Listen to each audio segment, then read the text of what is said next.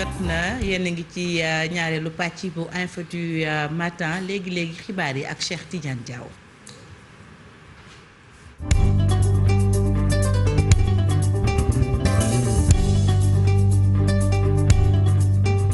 jërëjëf Fatick xibaar yi dañ koy tàmbale ak Union des magistrats du Sénégal di ñaawlu maanaam ay attaques yoo xam ne daal dañoo nemmeeku ni kii di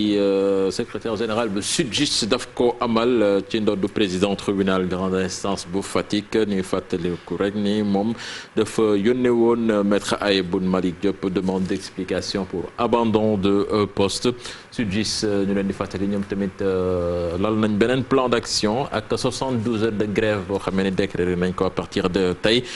ci ngoon sax ñoom waa SYTJUST dinañu daje ak ministre de la justice.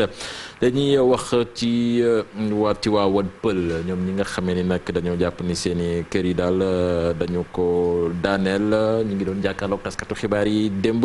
ñoom daal nee nañu service technique yi nga xamee ni ñoom ñoo war a régulariser seen titre de propriété yooyu dañu leen di dawloo ci loolu dañ ci teewlu Ousmane Ndiaye seen porte-parole ci micro Ousseynou Thiam ak Ahmadou Bamba Samb. xamal président que ni yërmande bi mu amoon ak autorité bu ci amoon yërmande ci victime yi gën ko am tey te xam ne tey la gën a métti ci ñoom tey la gën a saf parce que ñu ngi dund ci tabax yu pareegul di fanaan ci bande filao yi amuñu toilette amuñu fenn fu ñu suturloo li mu digle woon gars yi dañoo pousse ba mu neex leen ñu taxaw te bu fekkee ay signature moo ko téye wax dëgg yàlla signature jëlul 30 minutes mais signature bu bëgg a jël 2 ans nga bàyyi nit ñi ñu fanaan ci ay tabax mel ni ñoom ba léegi sonnuñu tey suñu saafara nekkatul ci loxo président Macky Sall parce que la mu waroon def na ko mooy bind nañu gis wax nañu dégg mais tey ñi nga xamante ni ñoo nekk ci suuf te bloqué kayit gi bu fekkee ne seen intérêt personnel moo tax ñu bloqué ko nañ ñu xaar parce que bu ñu jógee ci seen kaw lañ jëm du menace du dara mais ki yor suñu alal dana ko gëq wala mu génne ko. bañuñ ci dara parce que ñun tey dund bi ñuy dund ñun dee nañ ba pare ñun coronavirus rey nañu bu yàgg ñun ñeenti at ñu ngi corona kon tey jii lii bu ñëwee dollee ko suñu kaw te suñ soxla saafarawul mooy gën a ñun dund ak dee lañ yamale. ay wax ci waa Ndingler ñoom nag protocole d'accord bi nga xamee ni ministre de l'intérieur moom moo leen ko proposé woon daal dañu ko mujjee bañ ndaxte nee nañ daal suñu nangulee 120 hectares yooyu Babacar Ngom bëgg leen jox day mel ni dañuy dëggal ni moom suuf soosu ñoom nag jox nañu délai bu ñaari fan nguur gi ngir ñu fexe ba régler problème boobu sinon rek dinañu leen déggaat dañ ciy teewlu reportage Abdourahmane Diallo ak Mamadou Gueye. baykat yu nekkee Ndingler fi ñu mat bëgguñu koo bàyyi li ñu bëgg rek mooy ñu delloo leen seeni suuf si. ñu bàyyi leen suñu suuf bu ñu ñibbee démb mu dégg ci presse bi mu ne Babacar abal na waa Ndingler suuf loolu dañ koo rus dañ koo rus ndax Sénégal su ñu jàppalee ñun ñëpp ku jóg Sénégal tey Ndingler ngay sant di leen gërëm ba peut-être ma am gan. ba peut-être ma am gan ni dama persité ngor boobu nag dama ko jéggi mukk dem de Babacar def may dagal fale tool maa ko war a dagal tool mais manuma dagal tool man ci suñu bopp nag su fekkee nag Macky Sall ci boppam moo koy jox suñu suuf du nekkal suñu gàcci kon na leen Macky Sall jël jox ko Babacar Ngom comme moom Babacar Ngom moo ko jàllal as. baykat yooyu fi mu ne nii jot nañu seeni jiw ak seeni engrais waaye xamuñu fu ñuy bay li ni mel a tax ñu jàpp ni seen tool yooyu lenn du tax ba duñ fa delluwaat bu fekkente ne sax dinañu jaamarlu ak way takk der yi ba ñu ci dara. léegi nag ci gàttal altine bii su paasee xam naa parti bii su paasee ñun ñëpp ñuy mobilisé dem ci suñu tool yi nu nga ñuy def ñu def ñu noonu lépp jeex. ci fàttali joorin bi yor wàllum kaarange biir réew mi di Aly Ngouille Ndiaye dafa newoon Babacar Ngom na abal baykat yooyu 220 hectares loolu rek ngir ren ji waa Ndingler mën a bay. mu jeexale ko laata ñuy dem bitim réew ci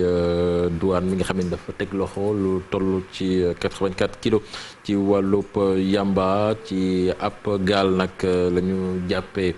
drogue boobule fële ca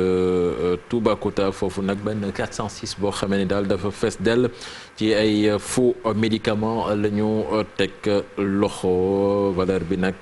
valeuru yamba bi ñu ngi ko estimé ci juróom benn million ci sunu xaalis dañuy dem bitim réew ak Modou Fall tàmbale ko ca waxtaan yi am fële ca Mali ci diggante CEDEAO ak langue politique bi. mission bi kon nekk Mali am fa ay fan ngeen nag waxtaanee li nga xam te ni moo di ci diggante kujje gi ak nguur gi ndax ñàkkul ni jamono yee jafe-jafe amoon na foofee biir Mali ba ñu waxtaanee ba noppi tënk nañu la ñu tënk nag nee nañu moo di fexe ba kon nguur gi amal li nga xam te ni moo di gouvernement d'union yaatal ko ak lépp li nga xam te ni sooxe woon na ci wàllu élection yi ngénn ñu réglé ko wante opposition bi moom fa mu taxaw rek la taxaw njàngatu communiqué bi dañ ci ànd ak Mohamed Samb. xamante ni si dem na ca réew Mali lu ko dalee ci àllarba bi ñu weesu mission bu CEDEAO dimanche bi nag ñoom fësal nañu benn bataaxal boo xamante ni liñ ciy gën a fësal moo di lu jukkee ci seen i ndaje yi ñu daan amal lu ko dalee dox ci diggante ñi nga xamante ni ñoo fare ci nguur gi ak ñi fare ci kuje gi bokk na ci loo xamante ni si amal nañ ko ci ay xalaat maanaam ay solution yoo xamante ni si dañ koy dénk réew Mali moo di ab nguur gu bees koo xamante ni si dafay gën a boole askan bi ci loolu nag liñ ci nar a amal nii lay tëddee téeméer boo jël juróom fukk ya ci wàllu nguur googu fi ñuy jóge moo di ci pouvoir bi fanweer ci téeméer boo jël ci wàllu nguur googu ñu ngi faree ci kujje gi waaye ñaar fukk ci téeméer boo jël ci wàllu nguur googu ñu ngi jóge ci askan bi rawatina ci société civile bi boobulee nguur nag gannaaw buñ ko taxawalee ba noppi moom nag li muy gën a farataal moo di loo xamante ni si dafay yéewanal yore leenu nguur gi waaye itamit bépp copparndi boo xamante ni si dina jógee ci penco ba maanaam ci dialogue national bi Mali di amal rax si dool yi mu gën a gaawal lépp loo xamante ni si dafay jógee ci xaatim bi nga xamante ni si mooy jógee ci déggoo ba ñu amal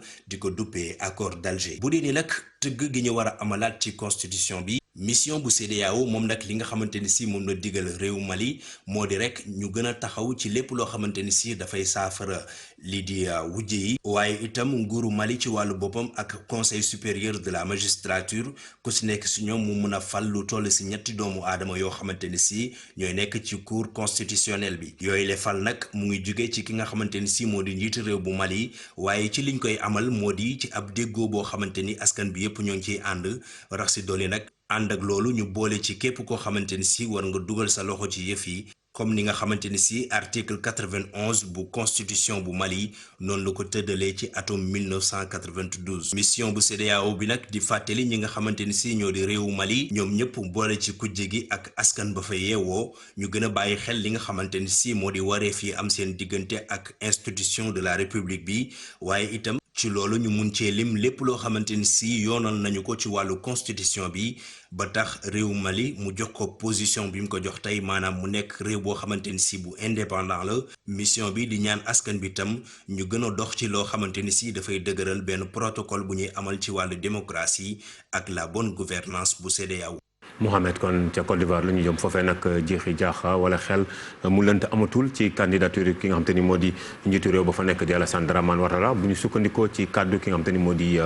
Big Togo Adama Big Togo ñu invité woon ko ci TV5 mu yëkkati ne kon Alassane Dramane Ouattara dana doon candidat ci élection yi ñu dëkkmal dañuy ànd ak kon Ibrahima Fall mi nga xam te ni moo ñu fa toogal foofee ca Côte d'Ivoire. dimanche bi di fukki fan ak juróom-ñeent ci weeru juillet 2020 ñu invité ko ci TV5 Adama Big Togo mi nga xam ne mooy directeur exécutif bu RHDP mu xamal nit ñi ni Alassane candidat lay doon ci élection 2020 yi nu jëm ci yeneen xibaar yi nu am nee nañu sax Alassane Ouattara war naa leeral loolu ci biir weeru août yi nu jëm ci li nga xam ne mooy candidature bu RHDP Adama Big Togo nee na tànn nañ ba noppi ca sax xamal na nit ñi keroog alxames ci parc des sports que ni Alassane mooy candidat bi nga xam ni moo war a continuer liggéey bi waa RHDP nag ñoom xam nañ ni benn candidat képp moo war a yoraat réew mi ca du kenn ku dul Alassane Ouattara ba tax na li nga xam ne mooy opposition bi ñoom nee nañu Alassane waxantewul ak ñoom troisième mandat kon jàpp nañu loolu du war a mën a nekk. Cheikh Tidiane Diaw dañ koy jeexalee Côte d'Ivoire googee sax nga xam te ni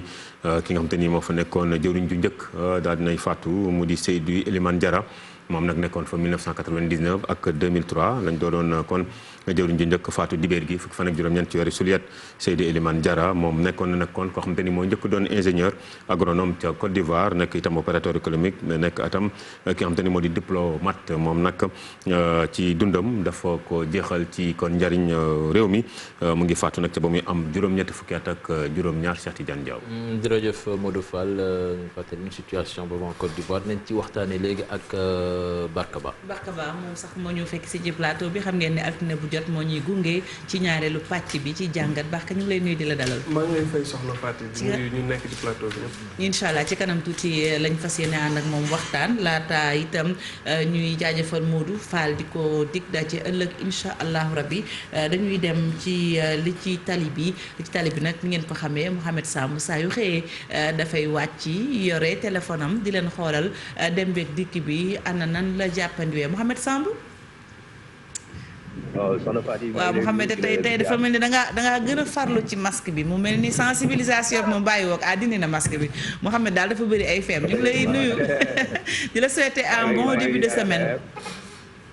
merci beaucoup yaa ngi aussi maa ngi nuyu Cheikh Tidiane Chérif Barka yaa ngi lay fay fan nga nekk jamono ji.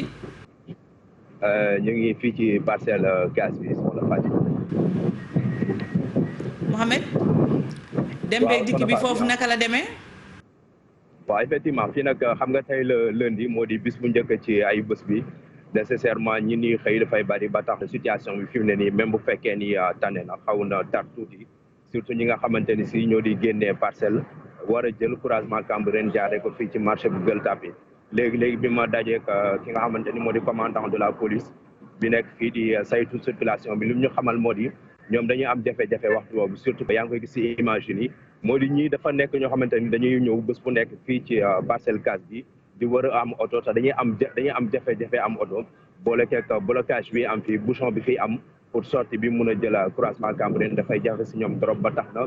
moom li ñu xamal mooy chaque matin suba su nekk ni muy organiser dafay def 2 voies maanaam day tijji tali bi si ñaari pegg yi nga xamante ni dina gën a mun a yombal dem beeg dikk bi surtout ñi nga xamante ni dañuy génnee banlieue mais xamal nañ ñu yombul ci moom ba tax na ñuy wax ñi nga xamante ni si ñooy jugee Guédiawaye wala ñuy jugee Liberté 6 wàcc si parcelle fii ba croisement 22 bu ñu mënee moytu pegg bi nga xamante ni si mooy jaaree fii ci marché Gueule Tapée pour jël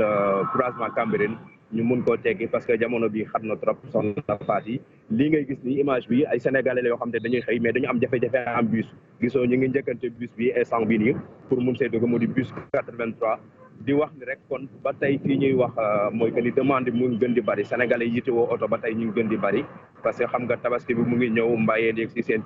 ñoom faaw ñu wut rek loo xamante ni moom la ñuy def ci cin li ba tax na du mun a yomb jamono ji ci tali bi soxna Fatou.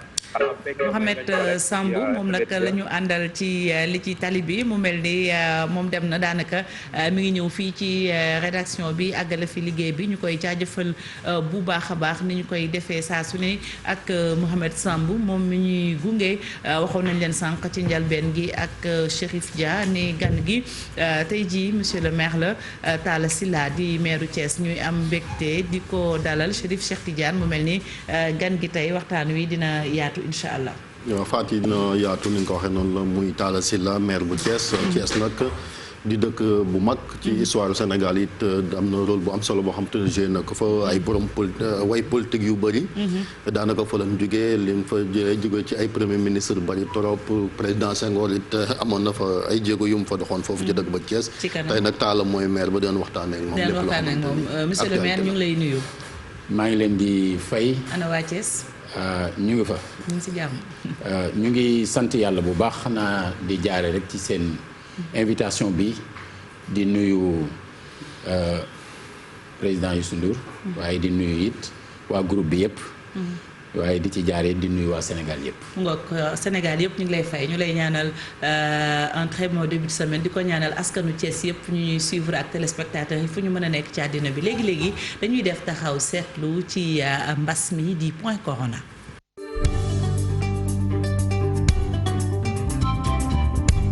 ñeenti nit ñoo toftalu ci limu ñi nga xam ne ñoo ñàkk seen bakkan ndax coronavirus fii ci Sénégal 141 personnes la ñu wax ni ñoo amee doomu jàngoro bi ci dimanche bile ci jamono ji tembe Sénégal am ci lu toll ci 8810 cas yi nga xam ne la ñu déclaré bi nga xamee ni mbas bi daal na dugg biir Sénégal ci lim boobee nag 2694 daal di nekk ci lalu hôpital yi bu ñu jógee Sénégal daal di na coow dem ba Maroc ñoom nag daal di commencé di féexal seen nit yi ñuy génn ci mbedd bi yi wante seen état d'urgence dañ ko rek daal di pousse ba fukki fan ci weeru août ñoom nag si saa si témbe ñu am ci lu toll ci 289 cas yu yees bi feebar bi duggee seen dëkk ba tey ñoom am nañ ci lu toll ci 17015 cas yoo xam ni dañoo positif 269 yi dañoo ñàkk seen bakkan moo tax ñu ne ràpp seeni frontière ba tey Algérie naka noonee ndaxte ñoom am nañu 601 cas yu yees ñoom nag am nañ ci lu toll ci 22549 cas yoo xam ne recensé nañ ko bi nga xamee ni rek mbas bi dugg na seen dëkk 1068 daal ci ñàkk seen bakkan moo tax sax ñoom ñu reporté ubbite seeni frontière Afrique du Sud nga xam ne ñoom mbas mi daf leen daal bu baax ci jamono ji ñu ngi am ci lu toll ci 350 879 cas 4948 daal ci ñàkk seen bakkan bu ñu jógee Afrique na coow ci Europe Royaume-Uni nag ñoom am nañ ci lu toll ci 294 792 cas 726 nekk ay cas yu yees ci jamono ji tembe am nañ ci lu toll ci 45 273 yoo xam ne ñàkk nañ seen bakkan Mexique nag boo xoolee ñoom tamit métti nañ bu baax ndaxte am nañ ci lu toll ci 485 cas yu yees ci 24 heures yi.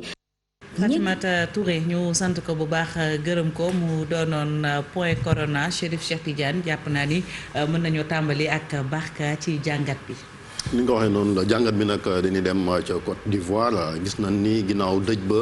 seen ancien premier ministre bi nga xamante ni dafa làqu Amadou Ngom Coulibaly denc nañ ko àjjuma bi passé ca Korogo. dafa mel ni Barka président Ouattara réalité bi dabaat na ko ndax li ñu doon dox succession. mi ngi posé waat weekend bi gis nañ quand même ay pas yoo xamante ni ñu ngi koy teg benn bi mooy Jeune Afrique Marouane Ben Yamet def na ci benn papier moom ne le président est résolu à briguer un troisième mandat. Big Togo mi nga xamante ni kenn du ko présenté waa Sénégal nekk directeur exécutif bu RHDP moom it dafa mel ni mi ngay joxoñ yoon wa nga xamante ni fa la président war a jaar mu mel ni kon Ouattara dafa mel ni waxee da nga koy bëgg a dab. waaw suñu sukkandikoo ci ñu rotal kàddu yu mel noonu taxaw nga léegi ci Jeune Afrique Jeune Afrique dañoo jege Alassane Ouattara bu baax a baax loolu avant même Alassane Ouattara di nekk président dafa lëkkaloog ñoom ci ay fànn yu bëree bëri donc mën nañ jàpp ne ci ñu gën a informé wu ci situation Côte d'Ivoire la ñu bokk surtout Marouane di doomu Béchir Ben Yahmed dafa jege Ouattara lool am na yoo xam ne su ko waxee mën nañ jàpp ne am na daf ko foree ci tànk béy keneen ki nga tudd muy Adam Big Togo kàngam la ci biir RHDP moom mooy seen directeur exécutif ku jege Alassane Ouattara la donc ñoom ñaar ñëpp rotal nañ li nga xam ne ñun njortoon nañ ko fi biñ fi njëkkee tàggee Amadou Ngom Coulibaly ñu doon wax ne soo moytul mu am ñoo xam ne dinañ jay Alassane Ouattara wala ñu ko jege ñu koy xelal ne comme situation bi demee na ni yow rek yaa fi sa yaa fi mën a nekk candidat donte officiellement moom fësalagu ko waxagu ko mën nañ jàpp ne loolu la bëgg a def mais tant que moom Alassane waxagu ko ba mu officiel njort lañ ci mun a am ak spéculation parce que beneen rebondissement mun na am entre mu bëgg ko ak mu mun ko def dafa am ay obstacles yu bëri yu ci am bu ci njëkk mooy su ko defee amul nu muy def ba duñu wax ne def na waxeet ndaxte dafa defoon déclaration bu rëy tànn Amadou Ngom Coulibaly ne moom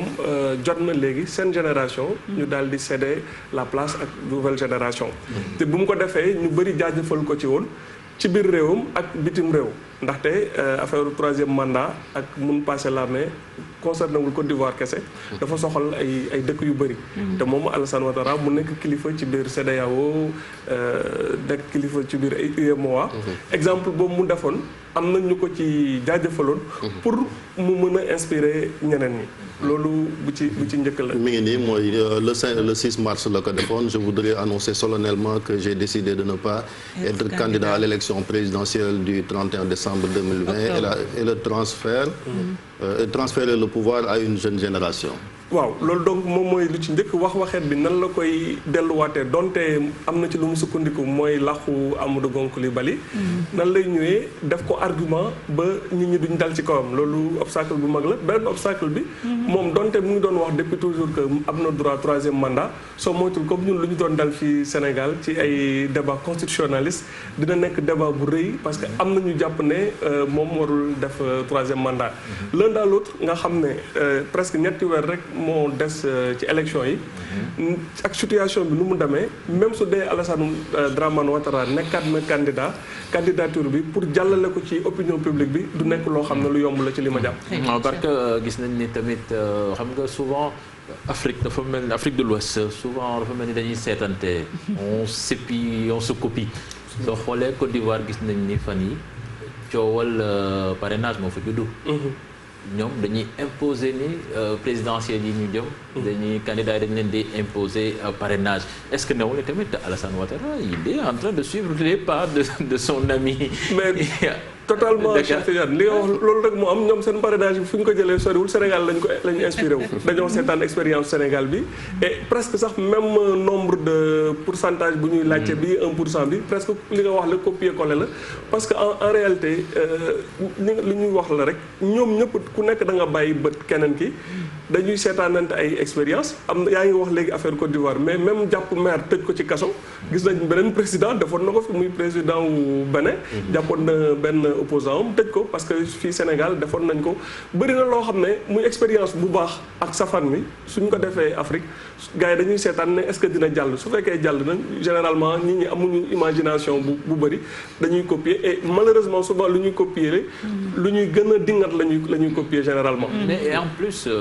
situation bi fan la jëmee réew mi parce que déjà on voit que sa relation avec Guillaume Soro était extrêmement tendue. fi mu nekk nii suñu naree dem présidentielle ci contexte bu mel noonu est-ce que la Côte d'Ivoire ne risque pas de revivre ces vieux démons yoo xam ni ça fait trop de mal à ce pays quand même. waaw Côte d'Ivoire mën nañ jàpp ne dañ nekk ci guute bu doy waar ba pare dañ ci war a bàyyi xel bu baax parce que du n'importe quel pays ñu ngi koy bamtuwaat moom kese presque 40% wu économie wu zone UEMOA ndaxte dëkk bu am richesse la dëkk bu am doole la lépp lu fa xew dafa yëngal yeneen dëkk yi te tey Alassane Ouattara soo xoolee li ko dab mooy manœuvre yu mu defoon bi mu nekkee président yëpp dafa presque këpp ci kawam. yaa ngi tudd léegi Guillaume Soro daf ko mere jàpp ne moom moo ko fal ak force nouvelle am moom moo guerre bi ba dugal ko ci biir palais bi ci xeex mu nommé woon ko ministre de la défense premier ministre après président assemblée nationale jàppoon na ne mu wax ko mu bañ ko wax moom moo yeeyoo woon remplacer Alassane Ouattara jàpp ne Alassane Ouattara dakaa xeex trahir ko moom loolu la jàpp donte problème bi gën na complexe que loolu vice-président am bii démissionné Daniel Kablan-Duncan moom ak Alassane Ouattara ñu ngi commencé depuis BCEAO bi Alassane Ouattara nekkee gouverneur BCEAO nekk premier ministre Houphouët woo ko mu dugal ko ci cabinet am donc ci collaborateur am yu gën a yàgg la ba pare moom moo dëggaloon seen rassemblement bu mag bu xaw a méngoog Benno Bokk Yaakaar bu Sénégal mais ci beneen cadre mooy RHDP moom moo nekkoon link bi mu def ko vice-président moom aussi jàppoon na ne depuis bi ñu ko tabbee vice-président moom moo war a wuutu Alassane